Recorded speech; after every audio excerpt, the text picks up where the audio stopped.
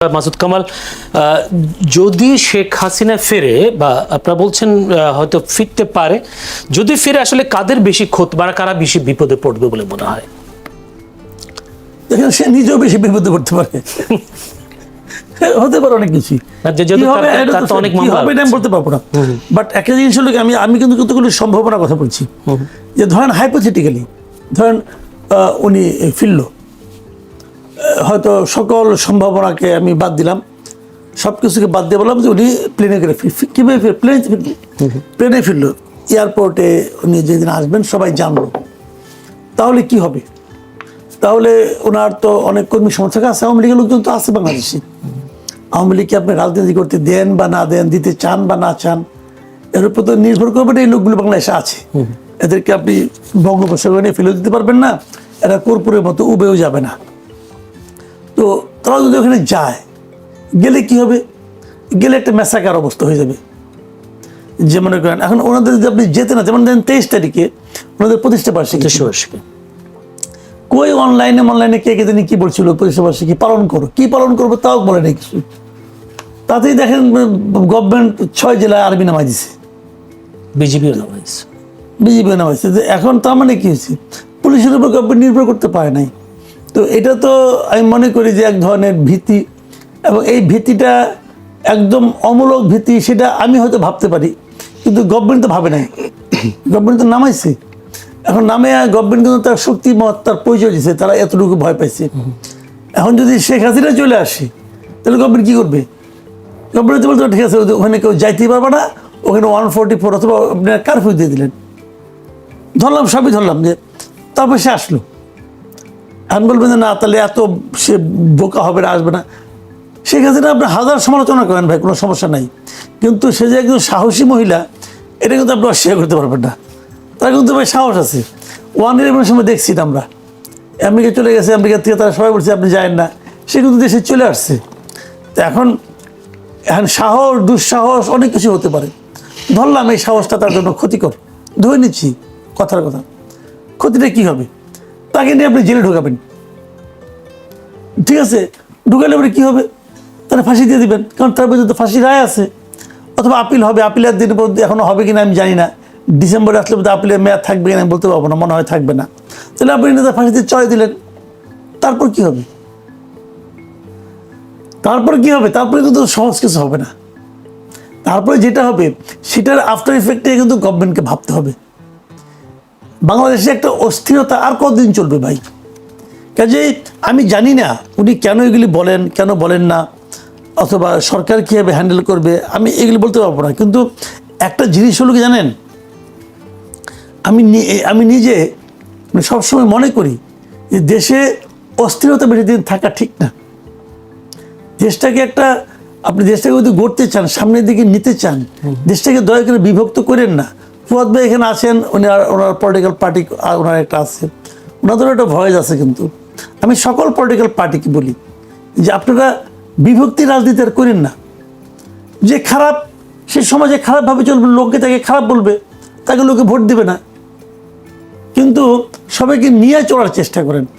ওই তুমি বাদ, তুমি এই দেশে নাগরিকই না, যাও, তুমি কোনো কথা বলতে পারবে না। এই যে প্রবণতাটা না, আলটিমেটলি দেশের জন্য লং রানে কোনো উপকার আসবে না। এটা আমি নিজে পার্সোনালি বিশ্বাস করি। আর ফৌজ ভাই যে কথাটা বললো যে আওয়ামী লীগ মানে যে দলটাকে দেশ থেকে একবার পালাইয়া যেতে হয়, তারা আর ব্যাক করতে পারে না, এটা হয়তো অনেক জায়গায় আছে, আবার অনেক জায়গায় নাইও। কিন্তু কি আছে কি নাই তার উপর আগামীকালকে হবে, এটাও ঠিক না। আবার বৃষ্টির দিনে বজ্রপাত হয়, শুকনোর সময় বজ্রপাত হয়, হতেই পারে। এই যে মার্কোস চলে গেছে ওটা ফিলিপিন্স থেকে, তার পোলা তখন ওই দেশের করে সরকার প্রধান, তারই ছেলে, ওই পার্টি। তো এগুলো হবে না একদম, তা তো না। তো এখন কোশ্চেনটা হলো কি, মানুষ অনেক কিছুই ভাবে। বিষয়টা হলো যে বর্তমান সরকার যদি আওয়ামী লীগের আসার প্রয়োজনীয়তাটাকে জনমনে বুঝাতে পারে যে ওকে ছাড়াও তোমাদের চলবে, দেখো না আমি কত ভালো করতেছি, তাহলে মানুষ চুপচাপ থাকবে। আর সরকার যদি সেই কাজটা, যে জিনিসটা ডক্টর ইউনূস পারে নাই, ডক্টর ইউনূসটা একটু সুবর্ণ সুযোগ পাচ্ছিল, কিন্তু সেটা পারে নাই করতে। এখন দেখা যাচ্ছে যে ইউনূসের আমলে নাকি সবচেয়ে বেশি দুর্নীতি হয়েছে। যদি সে ঠিকঠাক মতো চালাইতে পারতো, মানুষ তো ভুলেই যেত আওয়ামী লীগের কথা, কিন্তু সে তো পারে নাই। ধীরে ধীরে ধীরে ধীরে ধীরে ধীরে আওয়ামী লীগ, আপনি রাস্তাঘাটে যান, আমি তো রাস্তাঘাটে যাই তো, অনেক সময় দেখা সাক্ষাৎ তো হয়, লোকজন তো কথাবার্তা বলে, শুনি তো। এটা তো শোনার জন্য আওয়ামী লীগকে খেদানো হয় নাই। যে কথা শুনি এটা শুনতে তো আমি চাই না, কিন্তু শুনি তো।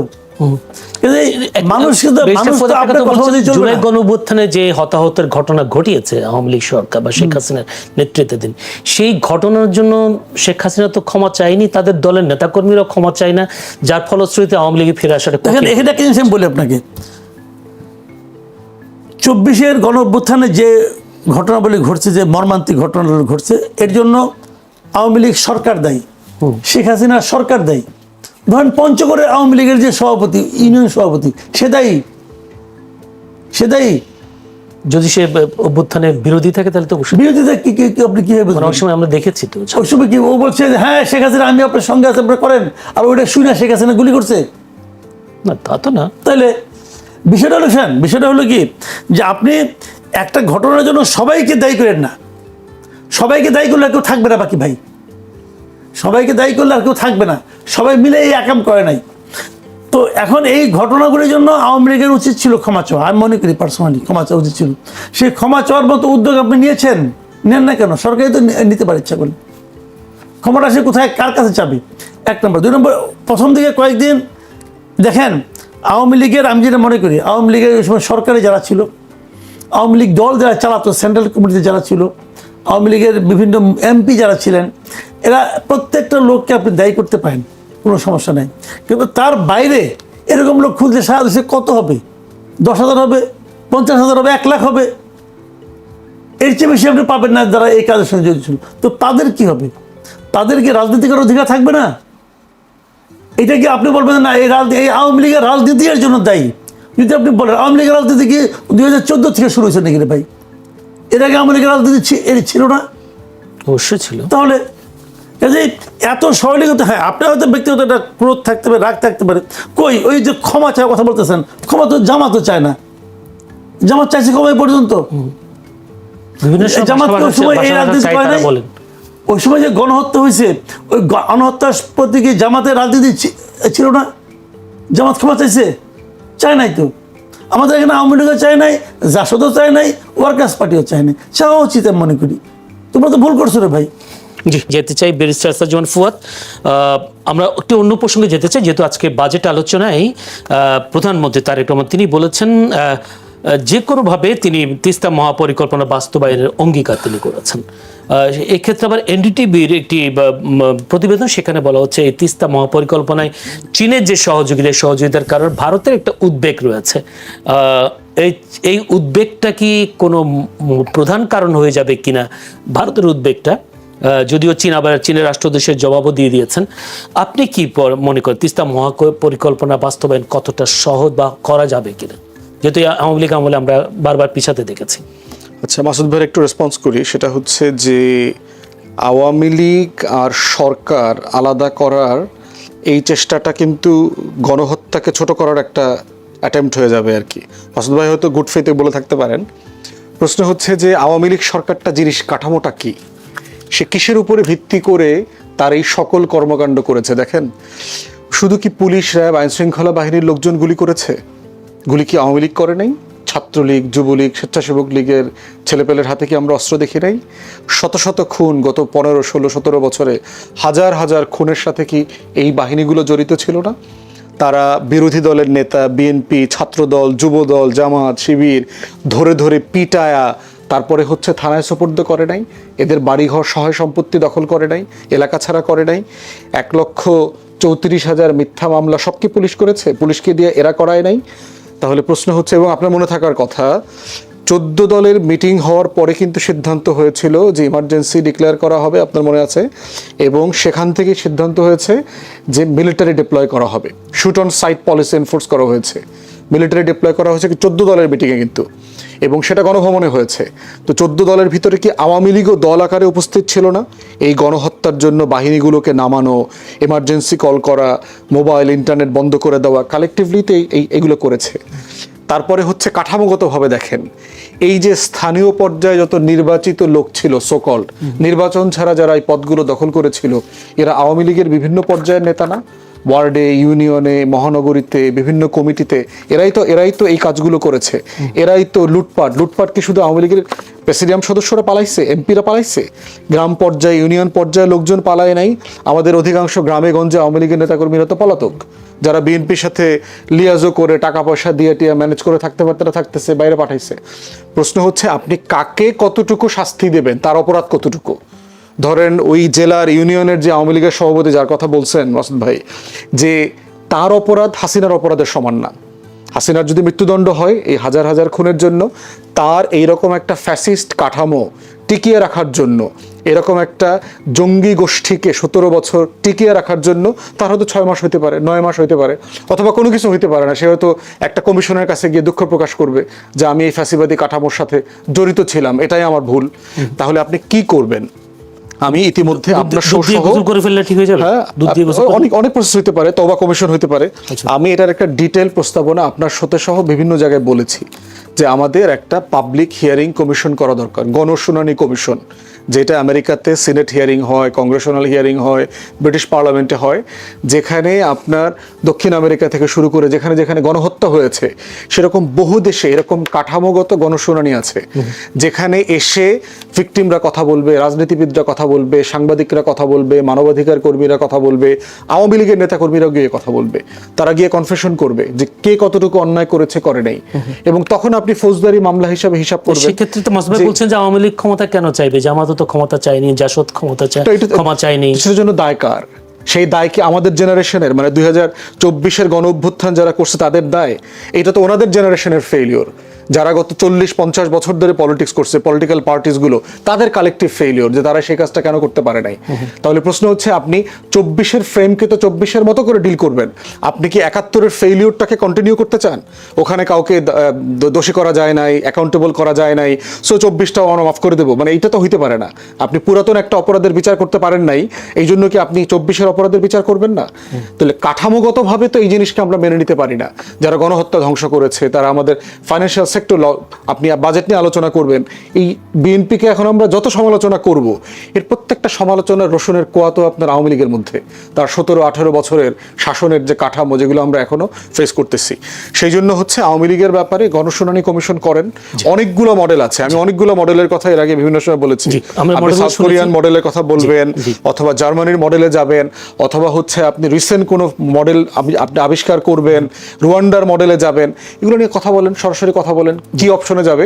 কিন্তু পলিটিক্স ইজ অন্য জিনিস, পলিটিক্যালি তার কোনো স্পেস থাকতে পারবে না এই কাজের পরে, বিচারিক প্রক্রিয়া শেষ না হওয়া পর্যন্ত।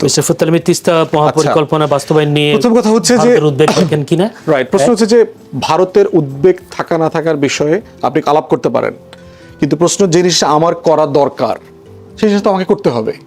আমি ধরেন যদি বেশি পেঁয়াজের চাষ করে আমি ইন্ডিপেন্ডেন্ট হয়ে যাই, আমার আর পেঁয়াজ ভারত থেকে আমদানি করার না লাগে, এই প্রশ্নটা কি ভারতের উদ্বেগের সাথে সংশ্লিষ্ট, অথবা আমার কিছু যায় আসে কিনা?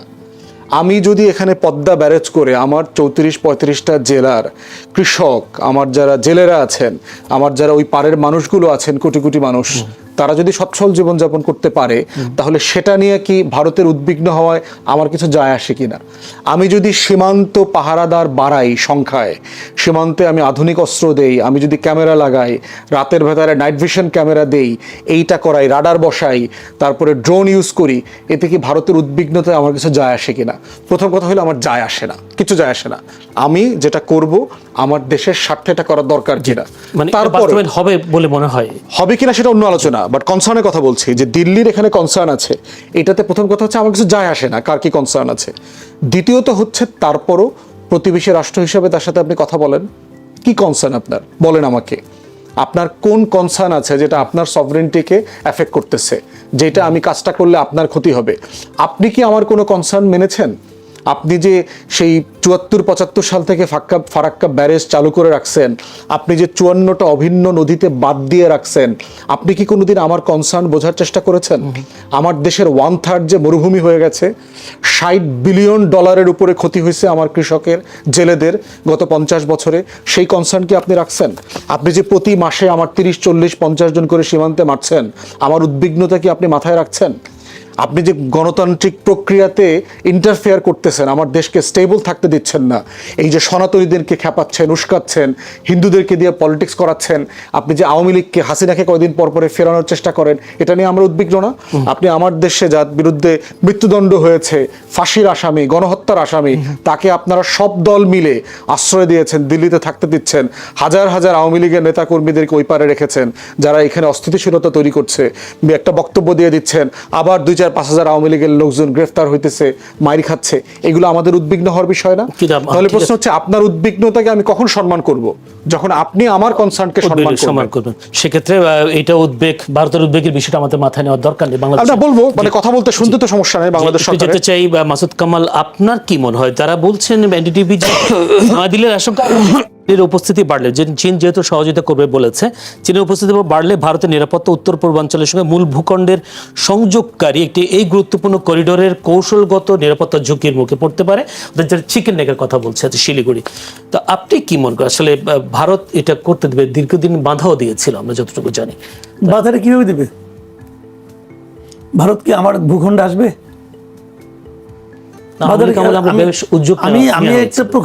আমি একটা সহজ কথা ভাই, আমি একটা প্রকল্প করব। কোথায় করব? আমার ভূখণ্ডে করব। কেন প্রকল্প করার দরকারটা কি আমাদের? কারণ আমরা আমার এখানে পানি পাচ্ছি না। পানি পাচ্ছি না কার জন্য? ভারতের কারণে। ভারত আমাকে পানি দিচ্ছে না, সেটা আপনি খুব ঠান্ডা মাথায় দেখেন যে তার কারণে আমি পানি পাচ্ছি না। তো আমি ওনাকে ডিস্টার্ব না করে, ভারতকে ডিস্টার্ব না করে, আমি আমার পানির জন্য আলাদা একটা ব্যবস্থা করতেছি। কারণ এই ব্যবস্থাটা আমি করতে পারছি না। আমি আরেকজন লোককে দাওয়াত করে দেবে, তুমি কাজটা আমার করে দাও। এখন ভারত বলবে না, তুমি ওরে আসতে দেবো না। কেন আসতে দেবেন না ভাই আপনি? ও তো আপনার জায়গায় আসবে না, ও তো আমার জায়গায় আসবে। কারণ আমার জায়গায় আমি কি আমার সমস্যা মেটানোর জন্য যেটাকে আমি ভালো মনে করি সেটাকে আমি করতে পারবো না? আমি পারবো না কেন? আপনি যদি মনে করেন যে ও আসলে পরে আপনার সমস্যা হতে পারে, আপনি মনে করেছেন, ঠিক আছে, আপনি মনে করতেই পারেন, তাহলে আপনি পানি ছেড়ে দেন। তাহলে আপনি পানি ছেড়ে দিলে পারেন, তাহলে তো আমার একে আমরা করতেই হয় না। ভাই কথাটা সিম্পল। আপনাকে উদ্বেগ থেকে মুক্ত রাখার জন্য আমি না খেয়ে মরে যাবো, এটা কেমন আবদার ভাই? এটা কেমন আবদার হলো? আপনি আপনি একটু উদ্বিগ্ন হবেন, এই জন্য আমাকে না খেয়ে মরতে বলেন আপনি। আমি রাজি হবো। আমি যদি আমার মধ্যে মিনিমাম নিজের প্রতি ভালোবাসা থাকে, এটা মানবো। পৃথিবীর কেউ মানবে? মানবে না তো। ওনারা ওনাদের কথা বলবে, আমরা আমাদের কাজ করে যাবো। হ্যাঁ, সেই সাথে নতুন একটি বিষয়টা সামনে এসে, সম্প্রতি নো আর্জেন্টিনা, নো ব্রাজিল, লা ইলাহা ইল্লাল্লাহ এরকম স্লোগান দিয়ে একটা মিছিলের ভিডিও সামাজিক যোগাযোগে ছড়িয়ে পড়েছে। যারা মিছিলে অংশ নিয়েছেন তাদের হাতে ইসলাম ধর্মের কালেমা লেখা সাদা কালো পতাকা। জাস্ট এই পতাকাটা, প্রশ্ন হচ্ছে, নিতান্ত ধর্মীয় অনুভূতি থেকে এসব করেছেন নাকি কোনো বিদেশি শক্তির স্বার্থে কাজগুলো হচ্ছে? যেহেতু ভারতে ইসরায়েলি রাষ্ট্রদূত রিউভেন আজা যেদিন অভিযোগ করলেন যে বাংলাদেশ ও পাকিস্তানে ফিলিস্তিনি স্বাধীনতাকামী সংগঠন হামাসের তৎপরতা রয়েছে, ঠিক সেই সময়ে বাংলাদেশে এই ধরনের একটি কার্যক্রম, এটা কি কোনো ধরনের ষড়যন্ত্র কিনা অন্যান্য দেশের, নাকি আদৌ আমাদের দেশে এই ধরনের কোনো? এটা যে কোনো কিছু হতে পারে, এটা নিয়ে আমার কোনো বক্তব্য নাই। কিন্তু আমার বক্তব্য হলো কি, লা ইলাহা ইল্লাল্লাহ পতাকা লাগাইতে হবে, লাগাই নিয়ে তারপরে এটার সঙ্গে অন্য কারোর সঙ্গে তুলনা করতে হবে, এই চিন্তাটাই তো খারাপ। মানে লা ইলাহা ইল্লাল্লাহ কথাটা আমি যে কারণে বলি, এটা আমি যে কারণে বলি, এই পতাকাটা আমি যে কারণে উড়াবো, তার সঙ্গে কি ব্রাজিল আর্জেন্টিনা পতাকার সঙ্গে কি কোনো রকম বিরোধ তৈরি করে? দুটো কি একই লাইনে আলাপ হলো? এক লাইনে আলাপ হলো না তোরে ভাই। তো এখন এইটার সঙ্গে মিলানোর দরকারটা কি? এটা যারা মেলানে ভাবে, দেখেন সব খালি নো ব্রাজিল, নো আর্জেন্টিনা বলার দরকার নেই তো ভাই। লা ইলাহা ইল্লাল্লাহ এই যে পতাকাটা, এই যে কালেমাটা, এটার সঙ্গে তো কোনোটারই কোনো তুলনা হয় না। আপনার সারা জীবনের কোনো চিন্তার সঙ্গে, কোনো কিছুর সঙ্গে এটা তুলনীয় নয়। যেটা তুলনীয় নয় সেটাকে সে তুলনায় আনতেছে কেন? এটা কেমন যে ব্রাজিল আর্জেন্টিনার পতাকা উড়াইলে পরে ওই কালেমাটা আমার মন থেকে চলে যাবে?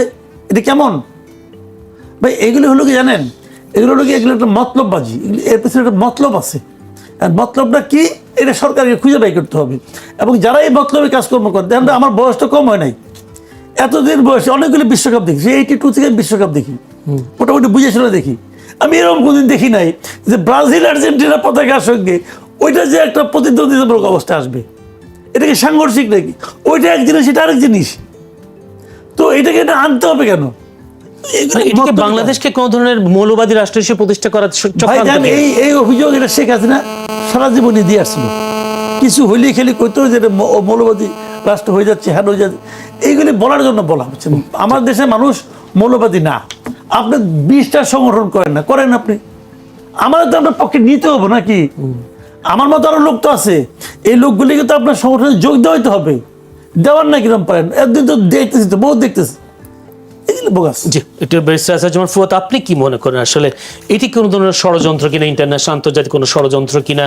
যেহেতু ইসরায়েল রাষ্ট্রদূত রিভেন আজার যেদিন বলেছিলেন যেখানে হামাসের উপস্থিতি আছে বাংলাদেশ পাকিস্তানের, সেই কারণে কি আসলে এইসব সাথে কোনো যোগসূত্র দেখেন কিনা? একটা বিষয় হচ্ছে যে আপনার ইন্ডিয়া এবং ইসরায়েলের ভিতরে গত 10 বছরে, পার্টিকুলারলি মোদি ক্ষমতায় আসার পর থেকে 10-12 বছরে আপনার defence, military cooperation, strategic relationship এগুলো ব্যাপক মাত্রায় বেড়েছে। এবং কংগ্রেসের যে একটা গ্লোবাল পলিটিক্যাল পজিশন ছিল, ধরেন প্রো প্যালেস্টাইনের স্ট্রাগলের পক্ষে থাকা, জাতিসংঘ থেকে সব জায়গা থেকে সেই পজিশন থেকে সরে আসছে। এবং ইন্ডিয়া ইসরায়েল মিলে কিন্তু এইবার সাইপ্রাসের ক্যান্ডিডেটের জন্য কাজ করেছে।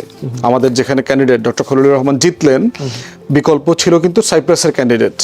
এবং আপনার মনে থাকার কথা যে সাইপ্রাসের ক্যান্ডিডেটের জন্য সাইপ্রাসের প্রাইম মিনিস্টার ইন্ডিয়াতে আসছেন নির্বাচনের আগে, ওই ভোটের আগে। আবার মোদি তার কয়েকদিন আগে সাইপ্রাসে গিয়েছিল এবং সাইপ্রাসকে হলো সেকেন্ড ইসরায়েল বলে। জায়নিস্টদের মানে ওই ইসরায়েলি মিডিয়াতে যখন কার্টুন করে যে যুদ্ধে হেরে গেলে নেতানিয়াহু পালাবে কোথায়, তখন বলা হয় যে এটা সাইপ্রাসে পালাবে, সে তার পালানোর ওখানে জায়গা আছে। তাহলে সেই রিলেশনশিপের জায়গায় আমরা দেখেছি পাকিস্তান বর্ডারে খুব সিরিয়াস সার্ভেলেন্স ইকুইপমেন্ট ইসরায়েল দিয়েছে এবং আমাদের বর্ডারের বিভিন্ন জায়গাতে ইসরায়েল এই সার্ভেলেন্স ইকুইপমেন্ট দিচ্ছে, যেটা ভারত ব্যবহার করতেছে অ্যাক্টিভলি। এবং এই সম্পর্কটার কারণে যেটা হচ্ছে, কারণ বিজেপির যে হিন্দুত্ববাদী রাজনীতি, অখণ্ড ভারতের যে ফ্যাসিবাদ, কল্পিত রাষ্ট্র প্রকল্প, এবং ইসরায়েলেরও যে বৃহত্তর ইসরায়েল রাষ্ট্র, গ্রেটার ইসরায়েল প্রজেক্ট, সেই নীল নদী থেকে শুরু করে একেবারে ভূমধ্য সাগর পর্যন্ত পুরোটা 7টা মুসলিম দেশের ভূখণ্ড মিলায় তার যে বৃহত্তর রাষ্ট্র প্রকল্প, এগুলো একই রকম ফ্যাসিবাদ, মানে একই রকম কল্পিত রাষ্ট্র, যেগুলো পৃথিবীতে কখনো ছিল না বাস্তবে। তো সেই জায়গায় চিন্তায়, মতাদর্শে এই দুইটা দল এবং রাষ্ট্র প্রকল্পের ভিতরে যথেষ্ট মিল আছে। এখন দেখেন অ্যাম্বাসেডার, এই যে ইসরায়েলের অ্যাম্বাসেডার যে হামাস নিয়ে কথা বললো, হামাস কিন্তু পলিসি ওয়াইজ সে ফিলিস্তিনের বাইরে কোথাও অপারেট করে না, এটা তার দলীয় পলিসি, এর বাইরে সে কোথাও অপারেট করে না। হামাসের যারা আপনার লোকজন আছে, কমান্ডার, তারা বিভিন্ন দেশে থাকে, লুকায় থাকে। হামাসের যারা ওয়েল উইশার আছে, হামাসের যারা পলিটিক্যাল উইংয়ের সদস্যরা আছে, বিভিন্ন দেশে তারা থাকেন, কিন্তু তারা কোনো দেশে অপারেশন করেন না, এটা তাদের পলিসির এগেনস্টে। অতএব এই কথাগুলো বলা হচ্ছে 2004-5-6 সালের দিকে আমরা দেখেছি যে বাংলাদেশের গণমাধ্যমে ভারতে যেভাবে একটা জঙ্গি রাষ্ট্র, বিএনপি জামাতের সরকারের মধ্য দিয়ে মৌলবাদের উত্থান হচ্ছে। আপনার মনে থাকার কথা যে মনমোহন সিংয়ের প্রাইম মিনিস্টারের ওয়েবসাইটে 25% পর্যন্ত বলা হচ্ছে জামাতের ভোট ব্যাংক 25% পর্যন্ত হয়ে গেছে, এটা টলারেট করা যাবে কি যাবে না। এই প্রসঙ্গে দেখলাম পরবর্তীতে হুজি তৈরি হইল, জঙ্গিবাদ, 64 জেলা আপনার বোমা বিস্ফোরণ, তারপরে বাংলা ভাই, আব্দুর রহমানের নাটক, যারা নিজেরা হচ্ছে আবার সব আওয়ামী লীগের নেতাকর্মীর আত্মীয়। আপনার এই জামালপুরের আওয়ামী লীগের নেতা মির্জা আজমের দুলাভাই শায়েক আব্দুর রহমান, যারা ভারতে ট্রেনিং নিয়েছে, যে সকল অস্ত্র, ককটেল যেগুলো ব্যবহার করা হয়েছে এগুলো মেড ইন ইন্ডিয়া ছিল, গোয়েন্দা সংস্থার লোকজনও তখন সেগুলো বলেছে। একই ন্যারেটিভ বিল্ড করবার চেষ্টা করা হচ্ছে, যেহেতু এখানে আওয়ামী লীগ মতো so called progressive secular liberal political force নাই, এটা ওয়ার্ক করবে না।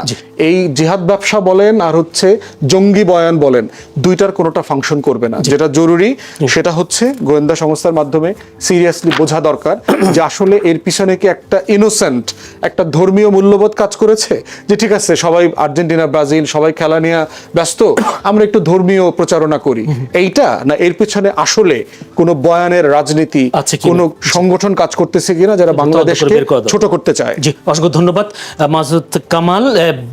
চীনে প্রস্তাব আছে, বাংলাদেশ মিয়ানমার চীন অর্থনৈতিক করিডোরের প্রস্তাব। এই যদি করিডোরটা হয়, অর্থনৈতিক করিডোর হয়, বাংলাদেশ কিভাবে লাভবান হতে পারে, এটা একটা প্রশ্ন। দ্বিতীয় কথা হচ্ছে এই করিডোরের কারণে ভারতের জন্য আরেকটা উদ্বেগ হতে পারে কিনা। শুনেন, চীন বাংলাদেশের সঙ্গে যে কোনো চুক্তিতে আসুক, যে কোনো কাজে আসুক, ওইটা নিয়ে ভারত উদ্বেগ প্রকাশ করবে। এটা আপনি ধরে রাখেন। দেখেন কতগুলো জিনিস ভারত আসলে একটা অদ্ভুত দেশ। এর প্রতিবেশী কোনো দেশের সঙ্গে এর সম্পর্ক ভালো না। দেখেন আপনি, কোনো দেশের সঙ্গে না। কারণ একজন লোক খুব ভালো মানুষ, তার সঙ্গে কারো ভালো সম্পর্ক নেই, তাদের ভালো কেমনি করে কই ভাই। ভারতের সঙ্গে ছোট্ট একটা জায়গা মালদ্বীপ, ওটার সঙ্গে সম্পর্ক ভালো না। শ্রীলঙ্কার সম্পর্ক ভালো না, নেপালের না, ভুটানের না, কার সঙ্গে বলেন? দেখেন পাকিস্তানের সঙ্গে না। শেখ হাসিনা যতদিন ছিল ততদিন ভালো ছিল। শেখ হাসিনা নাই, ভারতের সঙ্গে সম্পর্ক খুব খারাপ হয়ে গেল, তলানিতে নেমে গেল একদম। এত খারাপ কখনো হয় নাই। ঠিক আছে, ভালো কথা। তারপরে বেগম খালেদা জিয়া মারা গেলেন যখন, তখন জয়শঙ্কর নিজে চলে আসলেন। তো আমরা ভাবলাম তাহলে এইবার বোধ হয় তাহলে এই সরকার যদি বিএনপি ক্ষমতায় আসে তাহলে ভালো সম্পর্ক হবে। যখন বিএনপি ক্ষমতায় আসলো, ক্ষমতা গ্রহণ করলো, ওই দিন তাদের স্পিকার চলে আসলেন, সবাই আসলেন, তো ভালো। বাংলাদেশের নতুন সরকার দায়িত্ব নেওয়ার পর পররাষ্ট্রমন্ত্রীকে ভারতে প্রথম পাঠাইলো, পররাষ্ট্রমন্ত্রী প্রথম সফর ভারতে করলো, ভালো। সম্পর্ক কি ভালো হয়েছিল? সম্পর্ক কি উন্নত হয়েছিল? ইউনূসের আমলে যা ছিল তাই ছিল। কবে কিছুটা উন্নতি হলো? যখন নাকি তারেক রহমান মালয়েশিয়া চীনে গেলেন। যখন চীনে গেলেন তখন ওনার হাই কমিশনার বলে যে 28 তারিখ থেকে ট্যুরিস্ট ভিসা দিবে। তাহলে এখান থেকে আমরা কি শিক্ষা নিলাম? শিক্ষা নিলাম হলো, যতই তারে আমরা হাত কষলে তার সামনে তেল দিয়ে কাজ হবে না। যখন তার সঙ্গে আমি এমন কিছু করি যে তার স্বার্থে আঘাত আনতে পারে, আমি যখন চীনের কাছে গেছি তখন সে আতঙ্ক বোধ করছে, আরে চীনের কাছে তো চলে গেল, তখন সে এটা দিব ওটা দিব ওটা তুমি করতেছে। হিসাবটা ভাই ওই জায়গায় আপনাকে এখন বুঝতে হবে যে এক একজন এক মানে যে দেবতার যে ভোগ, বুঝছেন? কেউ হয়তো প্রশংসা করলে খুশি হয়, কেউ হয়তো ধমক দিলে খুশি হয়। এখন এটা আমাদের সরকার যদি বুঝে সে অনুযায়ী কাজ করবে।